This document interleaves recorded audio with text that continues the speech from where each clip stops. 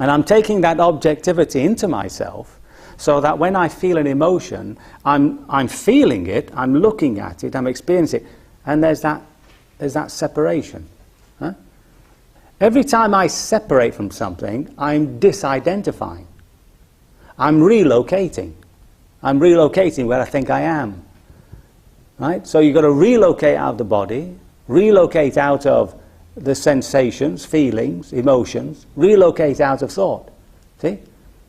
Now, if I were going for this election next year, I'd be saying relocate, relocate, relocate. So this constant relocation, I'm finding another place in which I can find, shall we say, a different identity. And this identity I experience as being the observer, the feeler. It's a very strange place to be, because here I know what's happening. I feel an emotion. I can feel it. I can feel a sensation. I can know it. Huh? And yet somehow I'm not it. Huh? Now that's all the Buddha's pointing to when he's saying, not me, not mine. This is not me, not mine. And the fact that it arises and passes away is also pointing out that it can't be me or mine, because one minute it's here and then it's gone. How could it be me? The idea of a me is something permanent, substantial, something that doesn't change. So the first position that we take in our meditation is that observer, that feeler. Right? We sort of lift ourselves out of the body-mind complex in order to discover this observation post. And all the noting we do, all the techniques that you come across in Vipassana, and the technique I myself am teaching is known as the Mahasi technique, but there are many others. And if you go into Zen or you go to Dzogchen, the Tibetan tradition, all these techniques are always trying to get the meditator to find this position, that's all. And from this position, you can get this objectivity. And these three characteristics, we've mentioned the two at the moment, this idea of impermanence and the fact that it's not me, not mine, becomes more and more apparent the more you practice it. Now, even though we get to this position of the observer, the knower, that's not your final position, because there's still something there that knows itself. Now, if I have a sense of presence, this is me, it's also an object, so I can't be that either. Everything that I'm aware of can't be the awareness that's aware of it. Huh? So even at that point, which we can get to by an act of will, we can put ourselves into the observation post, is not the end point. The end point is even when that sense of self disappears.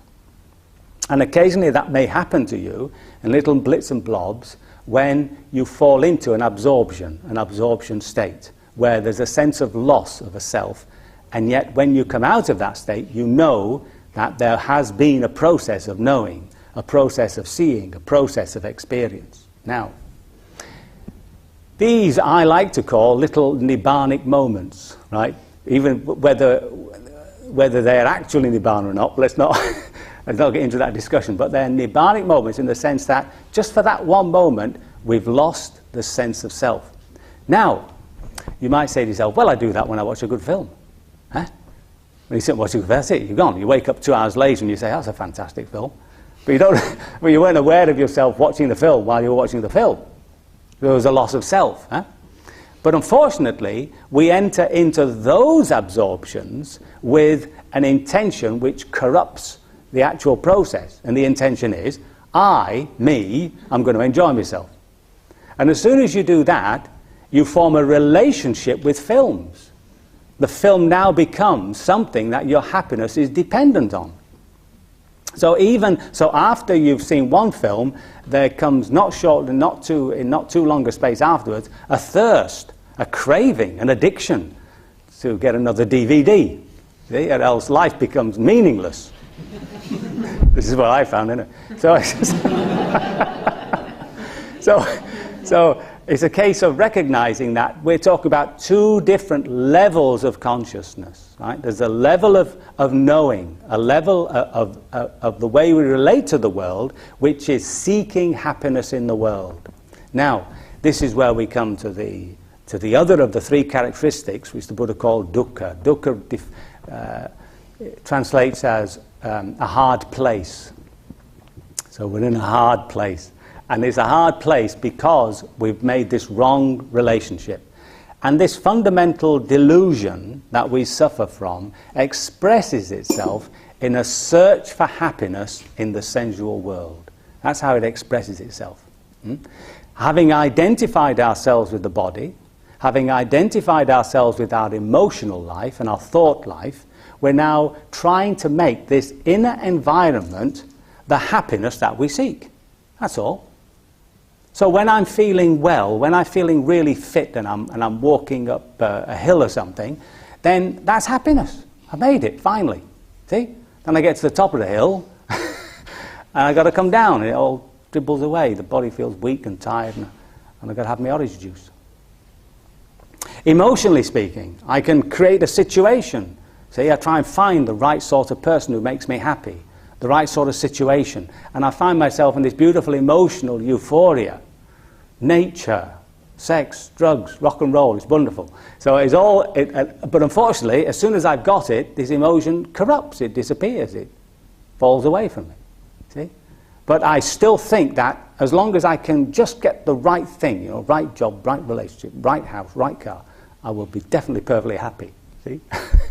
So this search for happiness in the world is producing that stress that we're suffering. Because we constantly want to be happy in a world which cannot deliver, if only because it passes away. Now, to let go of that is the process of renunciation. To begin to let go of that as a place to find happiness is the process of renunciation.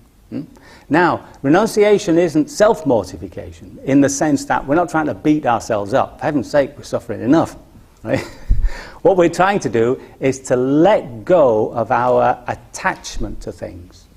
Right? And we do that by, through this meditation, beginning to realize what desire is. So the Buddha's Four Noble Truths, it begins with a very simple statement. Life is dukkha. It's a hard place. And the reason it's a hard place, he says, is because of a certain type of desire. It's a desire based on seeking happiness in the sensual world. And then he says, if you can get rid of that, you will actually come to the end of this dukkha. You'll actually come to a position in yourself where there is no more unsatisfactoriness, no more suffering, and you live, in his words, in contented and with it happy. Right? When somebody complains to him and says, look, this training is very difficult, he says, well, it is difficult, but then people achieve this wonderful state, nibbana. And the guy says, nibbana, so what? So the first thing is when you get there, he says, you are contented and with it happy. He's describing himself. So remember that the enlightenment or the liberation is not a destruction of what we have, but a refinement of what we have. When the Buddha is finally liberated, he doesn't turn into this sort of amorphous blob, sitting under a tree with enlightenment, sort of glowing, but unable to speak, like he's lost in nibbanic bliss forever. It's not. He gets up, he walks, he talks, he relates. And the Buddha heart is these illimitables, right, which we'll practice this afternoon. Love, compassion, joy, and peace. That's his heart, you see. And his intellect, what had been such a barrier to actually seeing the things the way they are. I mean, that's why, remember, in our meditation, we're constantly dragging ourselves down into the body to get back to basic experience away from conceptual thinking.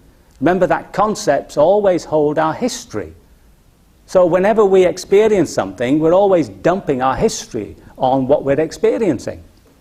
So that's why whenever you eat an apple, it's always compared with the last apple or the apples you ate. And it's either rubbish or brilliant or whatever.